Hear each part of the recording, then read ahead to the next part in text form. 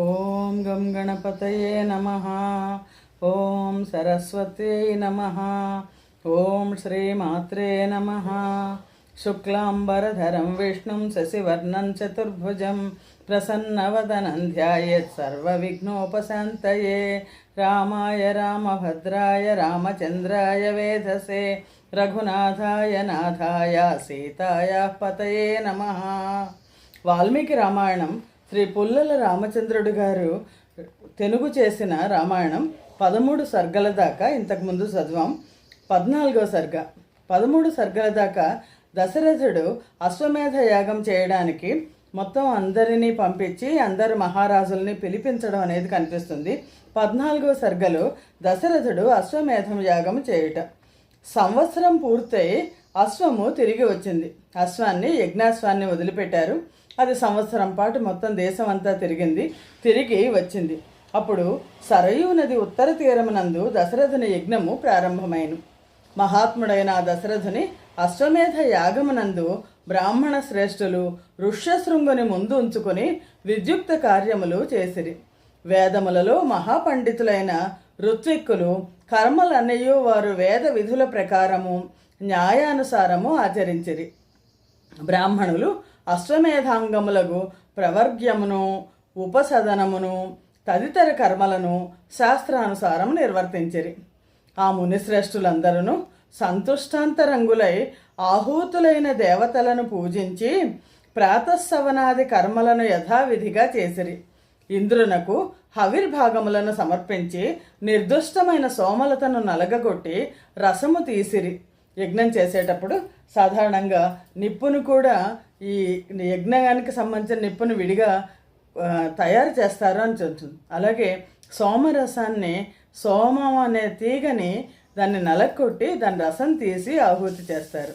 ఈ విధముగా మాధ్యందిన సవనము యథాశాస్త్రంగా చేయబడిన ఆ బ్రాహ్మణ శ్రేష్ఠులు బుద్ధిశాలియగు దశరథుని తృతీయ నవనమును కూడా యథాశాస్త్రముగా పూర్తి చేసిరి.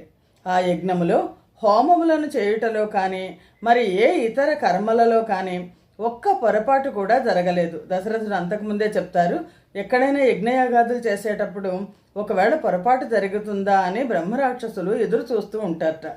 అంతయు మంత్రపూర్వకముగా జరిగాను, అన్నయు క్షేమకరములుగా ఉండునట్లు చేసిరి. ఆ దినములలో అలసిన వాడు కానీ ఆకలి కొన్నవాడు కానీ విద్యావిహీనుడైన బ్రాహ్మణుడు కానీ 100 శిష్యులు కూడా లేని బ్రాహ్మణుడు కానీ కనపడలేదు. అందరూ గొప్ప గొప్ప వాళ్ళందరినీ తీసుకొచ్చారు. ఆ యాగము జరిగినన్నాళ్ళును బ్రాహ్మణులు, దాసులు, మునులు, సన్యాసులు అందరూ తృప్తిగా భుజించుచుండిరి. వృద్ధులను, రోగములతో బాధపడుతున్నవారు, స్త్రీలు, బాలురు తినుచుండిరి. ఈ విధముగా నిరంతరము భుజించుచున్నను వారికి తృప్తి కలుగుటలేదు. భోజనము అంత మధురముగా ఉన్నది. ఇంతమంది ఈ విధముగా నిరంతరం భుజించుతున్న వడ్డించు వారికి దశరథునకు కూడా తృప్తి కలుగుటలేదు. అంటే ఇంకా చేయాలనే కోరిక ఉంది. అన్నము పెట్టండి, ఇంకా పెట్టండి, అనేక విధములైన వస్త్రములను కూడా పంచిపెట్టండి, మరిన్ని పంచిపెట్టండి అనే దశరథుడు మంత్రులచే ప్రేరితులై అతటి వారు ఆ విధముగా చేసిరి. అతట ప్రతిదినము శ్రద్ధగా వండిన భోజ్య పదార్థముల రాసులు అనేకము పర్వతముల వలె కదల్చుండెను. దశరథుని యజ్ఞమునందు నానా దేశముల నుండి వచ్చిన స్త్రీ పురుషులు అన్నపానములచే తృప్తి పొందిరి. యథావిధిగా వండిన మధురమైన భోజనమును భుజించిన బ్రాహ్మణ శ్రేష్ఠులు, ఆహా తృప్తి చెందినాము, నీకు మంగళమగుగాక అని పలుకుచుండగా దశరథుడు విని ఆనందించెను. అన్ని దానాల కంటే అన్నదానము గొప్పదంటారు. అందులో ఏదన్నా ఒక ఆధ్యాత్మిక కార్యక్రమం చేసినప్పుడు తప్పనిసరిగా ప్రసాద వితరణ అనేది ఉండాలి అని చెప్తారు. భగవద్గీతలో శ్రీకృష్ణ పరమాత్మ కూడా అదే చెప్పారు. చక్కగా అలంకరించుకున్న పురుషులు బ్రాహ్మణులకు వడ్డించుతున్నప్పుడు మంచి మణికుండలములు ధరించిన మరికొందరు ఆ వడ్డించిన వారికి సహాయము చేసిరి. కర్మకును మధ్య అవకాశం లభించినప్పుడు వాక్చాతుర్యము గలవారు బుద్ధిశాలురు అగు బ్రాహ్మణులు ఒండర్లను జయించవలన అభిలాషతో అనేక శాస్త్రములకు సంబంధించిన వాగ్వాదములను కూడా చేసిరి. యజ్ఞకర్మలలో నేర్పుకల బ్రాహ్మణులు ప్రతి దినమునందును సర్వకర్మలను వశిష్ఠాదుల పర్యవేక్షణలో యథాశాస్త్రముగా నిర్వర్తించిరి. యజ్ఞం జరుగుతున్న నాళ్ళు ఒకవైపు భోజన కార్యక్రమాలు జరుగుతున్నాయి, మరొక వైపు సంగీత సాహిత్య కార్యక్రమాలు కూడా జరుగుతున్నాయి. షడంగవేత్త కానివాడు కానీ, వ్రతానుష్ఠానము చేయనివాడు కానీ, బహుశాస్త్ర పరిచయం లేనివాడు కానీ ఆ యజ్ఞశాలలో లేకుండెను. దశరథుని యజ్ఞ సదస్సులో శాస్త్రవాద కౌశలము లేని బ్రాహ్మణులు ఎవ్వరూ సదస్సులుగా లేకుండిరి. ఆ యజ్ఞములో యూపస్తంభములను నిలుపవలసిన సమయం వచ్చినది. 6 మారేడు కర్రతో చేసిన యూపములు, యూపం అంటేనే స్తంభం, 6 చండ్రకర్రతో చేసిన యూపములను, మోదుగ కర్రతో చేసిన యూపములను 6ను, శ్లేష్మాత్మక వృక్షము కర్రతో చేసిన 1 యూపము, దేవదారు చెట్టు కర్రతో చేసిన యూపములు 2 నిలుపబడినవి. యూపమునకు మధ్య బారెడు దూరం ఉండునట్లు నిలుపబడినవి. యజ్ఞ ప్రవీణులు యథాశాస్త్రముగా చేయించిన ఆ యూపస్తంభములను యజ్ఞములో శోభగా ఉండుటకై బంగారముతో అలంకరించిరి. 21 ఆరత్నుల ఎత్తు ఉన్న ఆ 21 యూపస్తంభములను 21 వస్త్రములు చుట్టి అలంకరించిరి. ఆ స్తంభములు నున్నగా దృఢంగా 8 అంచులు కలిగి ఉన్నట్లుగా శిల్పులచే చక్కగా నిర్మించబడినవి.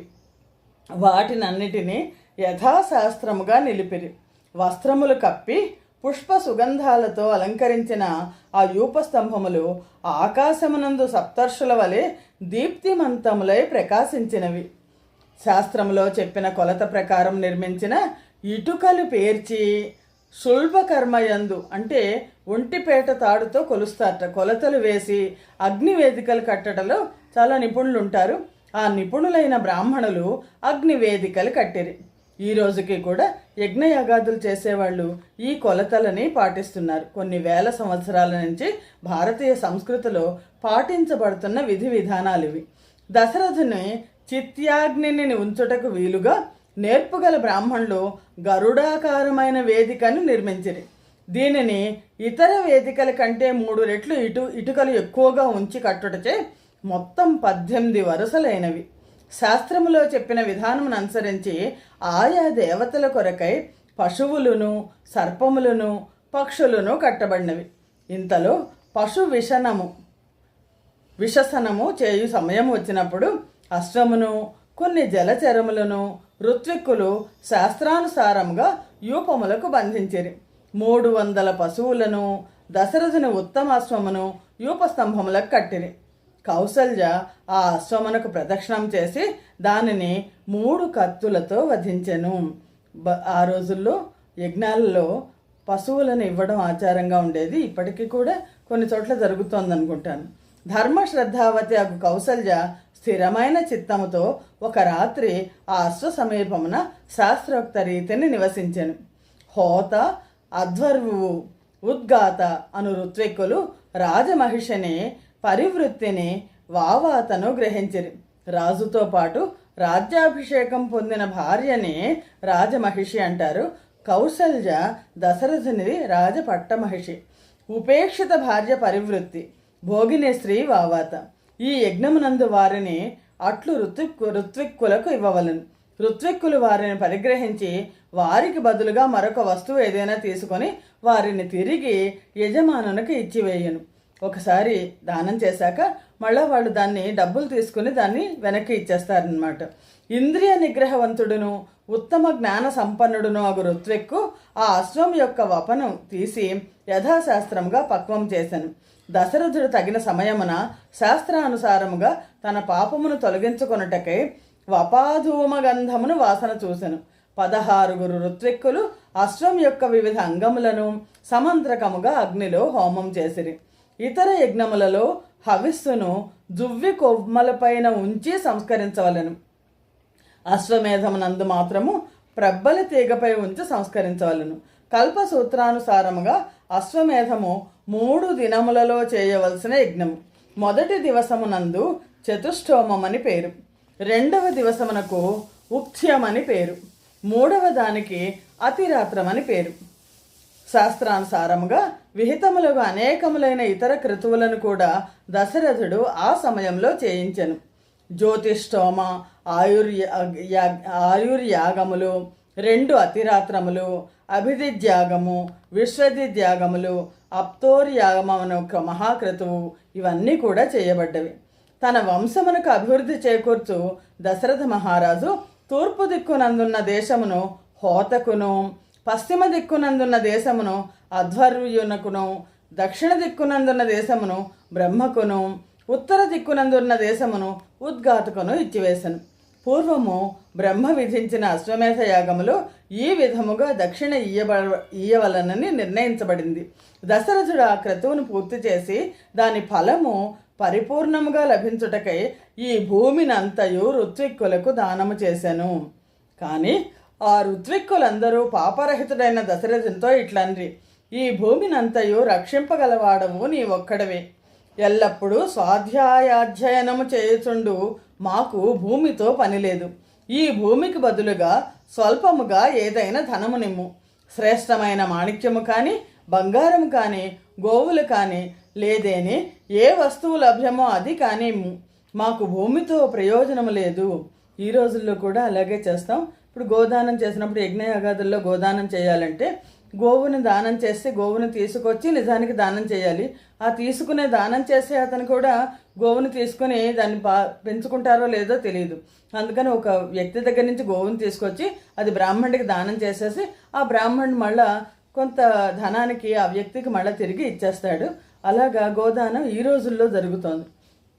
లేదంటే గోవు లేకపోతే చిన్న బొమ్మని, వెండిదో బంగారందో చిన్న బొమ్మని దానం చేయడం జరుగుతోంది. వేదములలో నిష్ణాతులైన ఆ బ్రాహ్మణులు ఇట్లా చెప్పగా దశరథుడు వారికి 10 లక్షల గోవులను, 100 కోట్ల బంగారు నాణెములను, 400 కోట్ల వెండి నాణెములను ఇచ్చాను. ఆ ఋత్విక్కులందరూ కలిసి ఆ ధనమును ఋష్యశృంగునకు, ధీమంతుడైన వశిష్ఠునకు ఇచ్చిరి. అంతట సంతోషించిన మనస్సులు కలిగా బ్రాహ్మణోత్తములందరూ న్యాయానుసారముగా ఆ ధనమును పంచుకొని చాలా ఆనందించితిమి అని రాజుతో పలికిరి. పిమ్మట దశరథుడు శ్రద్ధాయుక్తుడై యాగమును చూచుటకై వచ్చిన బ్రాహ్మణులకు 1 కోటి బంగారు నాణెములిచ్చెను. ఇంతలో ఒక దరిద్ర బ్రాహ్మణుడు వచ్చి యాచించగా దశరథుడు అతనికి తన చేతికి ధరించిన ఆభరణమును ఇచ్చివేశను. వారందరినూ సంతృప్తి పొందినట్లు చూసి దశరథుడు ఆనందముచే వ్యాకులమైన చూపులతో వారికి నమస్కరించెను. సాష్టాంగ ప్రణామం చేయుచున్న మహాదాత అయిన దశరథుని బ్రాహ్మణులు యథాశాస్త్రముగా ఆశీర్వదించిరి. అశ్వమేధ యాగము సర్వ పాపములను తొలగించును, స్వర్గమునకు తీసుకుని వెళ్ళును. గొప్ప రాజులు కూడా దీనిని చేయజాలరు, ఎందుకంటే ఆ రోజుల్లోనే చాలా ఖరీదైన యజ్ఞం. అట్టి అత్యుత్తమమైన అశ్వమేధ యాగం పూర్తి చేసుకొని దశరథుడు చాలా సంతసించెను. పిమ్మట దశరథుడు, ఓ మహాముని, నా వంశము యొక్క వృద్ధికి హేతువకు కర్మను చేయుము అని ఋష్యశృంగుని ప్రార్థించెను. రాజా, అటులనే చేయించదను, నీకు వంశోద్ధారకులైన 9 కుమారులు పుట్టగలరు అని ఋష్యశృంగుడు పలికెను. శ్రీమద్ రామాయణమునందలి బాలకాండలోని 14వ సర్గము సమాప్తము. జై శ్రీరామ్. 15వ సర్గ బ్రహ్మ దేవతలకు రావణ వధోపాయము చెప్పుట. ఇక్కడ యజ్ఞవాటిక దగ్గర నుంచి రామాయణ గాథ బ్రహ్మలోకానికి దేవలోకానికి వెళ్ళిపోయింది. 15వ సర్గం. మేధావంతుడును సకల వేద నిష్ణాతుడును అగు ఋష్యశృంగుడు కొంచెం ఆలోచించి ఏ కర్మ చేసిన బాగుండునో గుర్తు చేసుకొని దశరథునితో ఇట్లనను, నీకు పుత్రులు కలుగుటకై పుత్రీయేష్టిని అంటే పుత్రకామేష్టి చేయించదను. దీనిని అధర్వ శిరస్సు అనే వేదభాగంలో ఉన్న మంత్రములతో చేయించవలెను. బ్రహ్మ తేజోవంతుడగు ఋష్యశృంగుడు దశరథునకు పుత్రులు కలుగుటకై పుత్రీయేష్టిని ప్రారంభించి మంత్రోక్త విధానముతో అగ్నిలో హోమం చేసెను. అంతట దేవతలను, గంధర్వులను, సిద్ధులను, పరమర్షులను శాస్త్రానుసారముగా తమ తమ యజ్ఞ భాగములను స్వీకరించటకే వచ్చి అచ్చట కలిసిరి. దశరథుడు చేస్తున్న యజ్ఞంలో భాగాలు తీసుకోవడానికి దేవతలందరూ కూడా వచ్చారు. వచ్చినప్పుడు ఆ దేవతలందరూ శాస్త్రానుసారంగా ఆ సదస్సులో చేరి సకల లోక స్రష్టయగు బ్రహ్మదేవుని సమీపించి పూజ్యమైన వాక్యములు ఇట్లు పలికిరి. హే భగవాన్, రావణుడన్నడి రాక్షసుడు నీ వరప్రసాదము వలన కలిగిన పరాక్రమముతో మమ్ములనందరినీ బాధించుతున్నాడు. పూర్వము అతని తపస్సునకు నీవు సంతసించి నీవు అతనికి వరమిచ్చితివి. ఆ వరమును గౌరవించుతూ మేము అతడు చేయు అపకారమును సర్వదా క్షమించుతున్నాము, అతనిని శిక్షింపజాలకున్నాము. దుర్బుద్ధి అయిన రావణుడు 3 లోకములను పీడించుతున్నాడు. లోక పాలుర పట్ల ద్వేషము వహించుతున్నాడు. దేవాధీశుడైన ఇంద్రుని కూడా అవమానింప చూచుతున్నాడు. నీవు ఇచ్చిన వరముచే కన్నుగానక ఆ రావణుడు ఋషులను, గంధర్వులను, అసురులను, బ్రాహ్మణులను అవమానించుతున్నాడు. వానిని ఎవ్వరూ జయింపచాలకున్నారు. సూర్యుడు అతనికి వేడి కలిగించడు. మొత్తం దిక్పాలకులందరూ కూడా వాళ్ళ పనులు చేయకుండా రావణాసురుడు అడ్డుకుంటున్నాడు. వాయువు అతని పక్క మసలుటకు భయపడును. ఎల్లప్పుడూ చెలించుతూ తరంగ పంక్తులు గల సముద్రుడు కూడా అతనిని చూడగానే స్తంభించిపోవును. వాని దర్శనమే చాలా ఘోరమైనది. అట్టి వాని నుండి మాకు గొప్ప భయము వచ్చి పడినది. వానిని వధించుటకు ఏదైనా ఒక ఉపాయము చేయుము. మొత్తం దేవతలందరూ దశరథుడు చేస్తున్న యజ్ఞంలో హవిర్భాగాలు తీసుకోవడానికి వచ్చి అక్కడ ఒక సదస్సును ఏర్పాటు చేసుకున్నారు. బ్రహ్మదేవుడి దగ్గరికి వెళ్ళి అడిగారు. దేవతల మాటలు విని బ్రహ్మదేవుడు ఆలోచించి ఇట్లు పలికెను. ఆహా, ఈ దురాత్ముని చంపుటకు ఒక ఉపాయము తోచినది. దేవ దానవ రాక్షస గంధర్వ యక్షుల చేతిలో నాకు చావు లేకుండుగాక అని అతను పలుకగా అట్లే అగుగాక అని నేనంటిని. అప్పుడు ఆ రాక్షసుడు మనుషుల విషయమై అనాదరముచే వారిని పేర్కొనలేదు. కావున ఆ రాక్షసుడు మనుషుని చేతిలో చచ్చుటకు అవకాశం ఉన్నది. వానిని చంపుటకు మరి ఒక ఉపాయము లేదు. బ్రహ్మదేవుడు పలికిన ఆ ప్రియవాక్యమును విని దేవతలను, మహర్షులను అందరూ చాలా సంతోషించిరి. ఇంతలో గొప్ప కాంతి గలవాడును జగత్తునకు అంతను ప్రభువు అయిన విష్ణువు శంఖ చక్ర గదా హస్తుడై పీతాంబరధారి అయి అతడికి వచ్చాను. విష్ణువు బ్రహ్మను కలిసి మౌనముగా నిలబడెను. అంతటా దేవతలందరూ నమస్కరించి స్తుతించుచు ఆ విష్ణుమూర్తితో ఇట్లనిరి.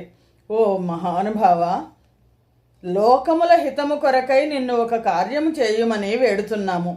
అయోధ్యాధిపతి అయిన దశరథుడు ధర్మజ్ఞుడు, ఔదార్యవంతుడు, మహర్షి వంటి తేజస్సు కలవాడు, సత్ప్రభు. నీవు 4 విధములుగా ఏర్పడి హ్రీ శ్రీ కీర్తుల వంటి అతని 3 భార్యలలో పుత్రులుగా ఆవిర్భవించుము. దేవతలందరి కోరిక మేరకు ఆ శ్రీమన్ మహావిష్ణువు రామ అవతారాన్ని తీసుకున్నారు.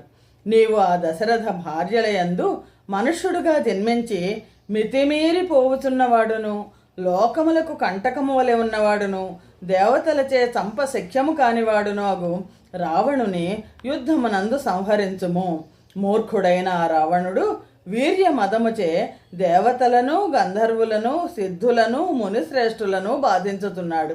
ఆ క్రూరుడు ఎందరో ఋషులను, నందనవనంలో విహరించుతున్న గంధర్వులను, అప్సరసలను హింసించినాడు.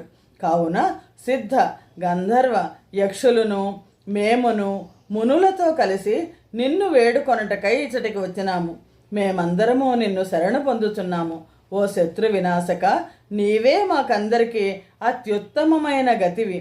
రాక్షస సంహారము చేయుటకై నరలోకమున జనింప నిశ్చయము చేయుము అని ఆ శ్రీ మహావిష్ణువుని దేవతలందరూ కోరారు.